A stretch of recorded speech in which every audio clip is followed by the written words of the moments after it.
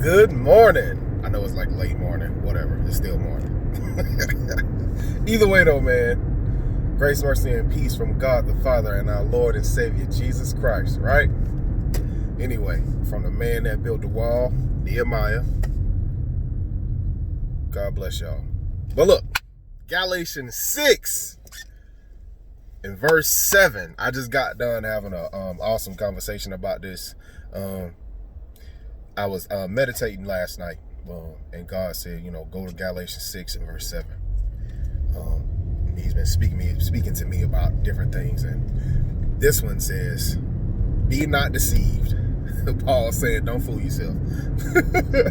God is not mocked. You not fit to get over on him, right? God is not mocked, right? And it says, that for whatever a man soweth, that shall he also reap, right? Best I can do with that. Anyway,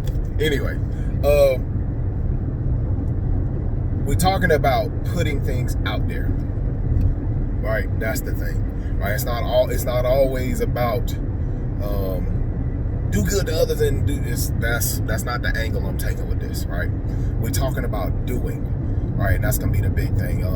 What a lot of people don't realize is things don't just come to you, right? And sometimes we might realize it or think about it, but we really don't act on that concept, right? So basically what it is, man, we really got to get out there and start doing the dream that you got, that God gave you. And He's not gonna move until you move. It ain't gonna happen, right? Or He's already made and prepared a way for you, but you still haven't taken the step, right? So things are not gonna move until you move, right? I've seen it for myself, right? I've seen it for myself. God is not gonna allow things to happen for you, right? He's not just gonna bless you without you doing an action, right? It's not gonna happen like that. You have to do an action, all right? You have to move. You have to take a step for things to move, because now what you have done, you have sown an action. Now you can reap the benefit from it, right? Now things can move in your life, right? So all you gotta do is just take that first step, and that's just the sowing aspect of it, all right? And then things can come to you, all right? Make sure that your seeds are from God, all right? Your actions, right, are your seeds, all right? The thing that God told you to do, all right? And God's not gonna tell you to do something that doesn't line up with His word. He's not gonna go tell you to be a stripper, all right? He's not gonna go tell you to preach and you're not called to preach, right? Women, we go into it. I'm not sorry. Actually, not really sorry. I don't want to hurt your feelings, but Paul said it himself, right? So we have to be called. We are called to their gospel, right? Jesus anointed them and commissioned the apostles, right? We're supposed to live by their gospel, right? So either way, all right, God is not going, that's off topic. God is not going to tell you to do something that doesn't line up with His word. There's nothing new. There's no new revelations, right? God can give you, He can help you to realize something that He's already said. Let me say that, right? He can help you to realize that, but there's no new revelations. There's no God specifically told me to do this, and then it don't say it in His word. There's no purpose. There wouldn't be really too much of a purpose for the Bible if He's going to tell you to do something outside of the instructions that He's already given, right? It don't work like that. So act in what God has given you, right? Has given you, right? So even if you go to 1 Corinthians, all right, and we're talking about the gifts. We're talking about the different gifts that God has given people, right? And then God has given certain people a measure, right, to them, right? God has given people gifts, right, as He see fit, right? Basically, severally. He has divided these things severally, all right, as what He wants, right? So some people, they have only certain gifts, and you have to act within those gifts to perfect your ministry, right? You understand what I'm saying? And He'll give you those heavenly gifts, right? All good gifts, they come from heaven, right? But what I'm saying is, there's a spiritual aspect to these things, but then you have a carnal side to things, right? The way our gifts manifest. I have a gift of teaching, right? And God has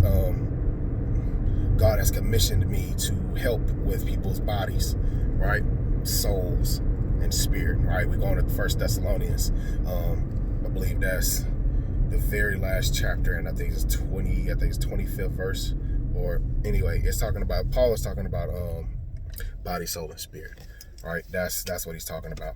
But God has commissioned me to do those things. So my gifts that I have teaching helps with the carnal side. It manifests itself through those things, right? It's perfected it's used through those things, right, to help people. You understand what I'm saying? Right, that's how my gift is used, right?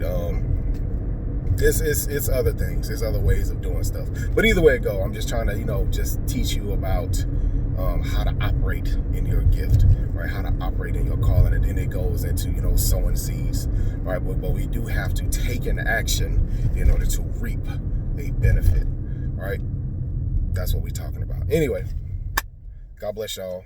I love y'all. I say this in love again because I want to help you all get to or act in the manner of Jesus Christ, right? And we all have our own way of acting the way Jesus Christ has called us to be, because we all have our own gifts, right?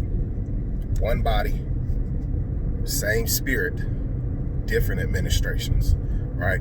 The way things are carried out is going to be different, right? All lining up with the word, but different, right? Because we're all different. We all have different gifts.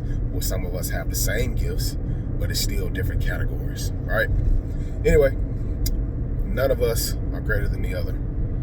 But the one that's greatest is the one that serves, right? The one that's least, right? The greatest among you, those are going to be the ones that serve. Those are going to be the people that low, right? Because we are servants, right? So I want to be the least in the kingdom, which makes me the greatest, right? Anyway, salutations. Let me ask y'all questions, right? BSS grind, man. We talking about grinding. We talking about taking action and getting in there, getting down and dirty, man, and getting on a grind to reach our goals and dreams and the things that God has called us to be. Why don't you get on a grind? What's stopping you from getting on that grind? All right, that's the question. All right, man. Peace.